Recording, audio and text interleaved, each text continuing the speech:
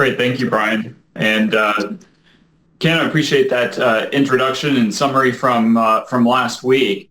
Exciting sessions. So good afternoon. As Brian said, I'm Jason Greene. I'm the Dean of the College of Business at the University of Alabama in Huntsville. And we appreciate the opportunity to partner with our friends at NASA on today's discussion about creating a space economy. And you might wonder, why is a business school dean serving as one of the hosts here of an event about space? Well, of course, it is titled Creating a Space Economy, so I think that helps a little. But, the short answer is that we're here to talk about business, the business of space. And as Dr. Ken Davidian teed up, the space economy isn't just created by engineering. It certainly relies on science and engineering to enable it, but the economy is created by business. So, why me? Why our university? And for those of you joining us from outside of Rocket City, Huntsville, the University of Alabama in Huntsville has a tradition of supporting space. In fact, one of the key figures in space history, Dr. Wernher von Braun, literally founded our university by insisting that the state of Alabama build a research institute here to support science, engineering, and importantly, Dr. von Braun called out industry, critical to the success of the space program at the time on Redstone Arsenal, now, of course, home to NASA's Marshall Space Flight Center and future home of the U.S. Space Command.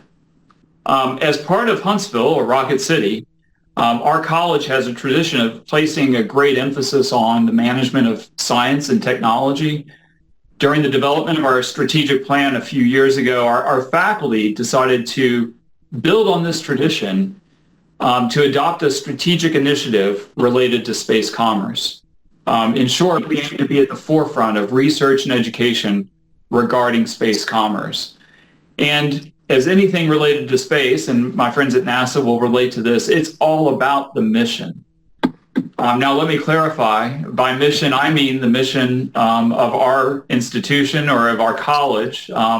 But really, this mission has elements in common with almost any academic institution.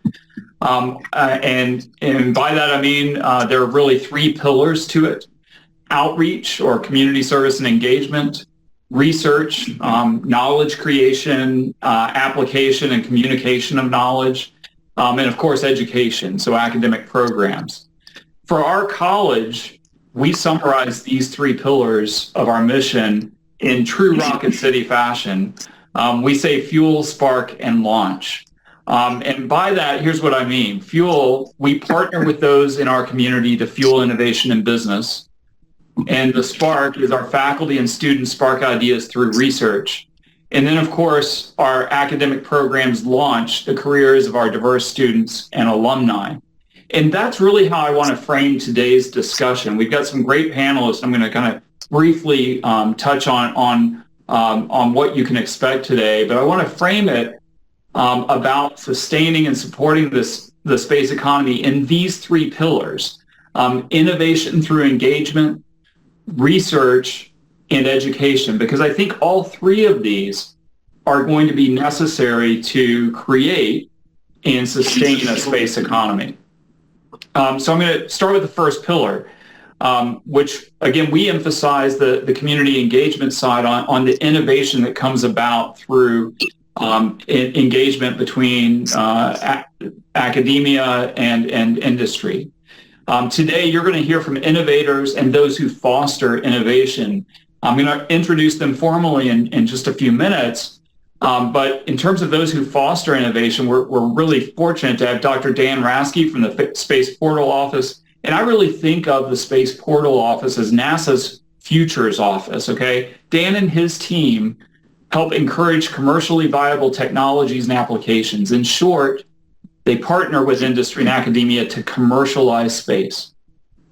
Christine Kretz is from the International Space Station U.S. National Labs. And I think of the National Labs, the ISS National Labs, as a type of incubator for space products and rolling that up into space companies. It's a platform to make space accessible and to provide a lab for research and proof of concept. We're pleased to have innovators representing 3 different approaches to space commerce. We're going to start in a few minutes with Steve Lee from Astrosat. And I summarize Astrosat very simply as a company that provides solutions to problems. Of course, lots of companies do that, but their solutions serve a market and improve the world, and they do so by using space as a tool to meet the market needs. And they do this in the data and imaging space.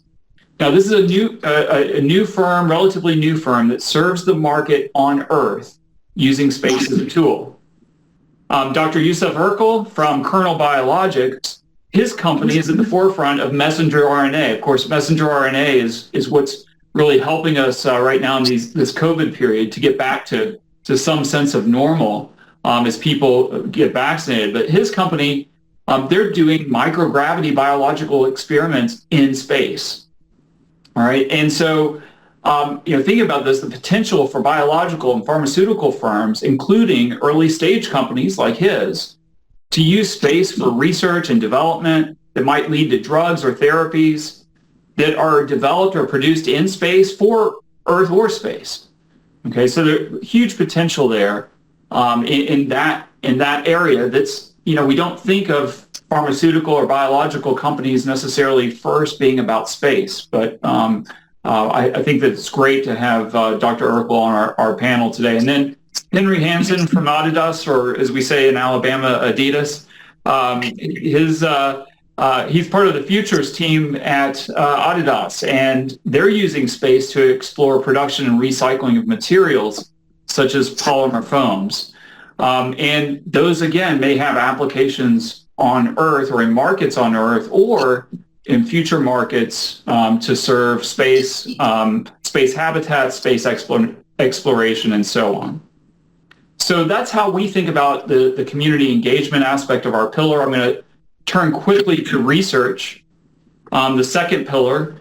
And of course, we're going to need research to sustain the space economy. Now, most people think about research in terms of R&D for engineering, basic science in terms of space science, perhaps healthcare or medicine. Definitely those are research related to space. But the research I'm talking about is research in business.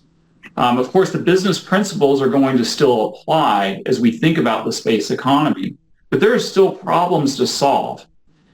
Business, to a large extent, is a domain that develops solutions for practical problems, and the space economy is definitely a practical problem. One of our faculty members at the College of Business at UAH has already started distinguishing himself with a record of research in space commerce. And his name is Dr. Hank Aylwine. He's an associate professor of accounting here in the College of Business. He's written the first paper to explore accounting for the burgeoning space industry and to offer insight and guidance on the development of an emerging accounting subfield that he calls very simply space accounting. His paper was published a year ago in the journal Accounting, Auditing, and Accountability Journal. And the title of the article is Space Accounting. Its purpose is stated that the emerging and rapidly growing space economy warrants initial analyses from an accounting lens. This article explores accounting's role in entity transactions involving outer space activities by addressing 2 questions. What accounting challenges exist within a developing space economy? And what accounting research opportunities exist to address these challenges? So exciting research, again, in the business domain, but it's going to support the creation and sustainability of the space economy as we move forward. And so just as Dr. Aylwine points out for the accounting academic literature, in various domains within business schools, more research is needed to support and sustain the space economy. So anyone attending today, if you're attending from a business school, you're a student, you're a faculty member, or maybe you're a business person, we invite you to collaborate with us, to join with us in this pursuit. The space economy needs this. And then the last pillar education. This is why we exist, right? This is what universities do. And the way I frame this is how will the space economy transform business education and then vice versa? Space commerce is going to provide a rich context that will help us teach and explore existing theories. But it's also likely to bring unique content and a unique mix of knowledge from various domains. So it's an exciting time. This is this is why we set out in the College of Business here at UAH to really to be at the forefront of space economy. So again, I'm going to go back to, it's easy for me to remember the fuel, spark, and launch, fueling innovation, sparking ideas, and launching careers. I think these pillars really are going to drive us as we engage those in our communities in terms of engagement for space commerce, as we have scholars dedicated to research, and we develop educational programs to enhance the workforce that's going to be necessary to solve, again, the business problems that will face us as we expand commercial space.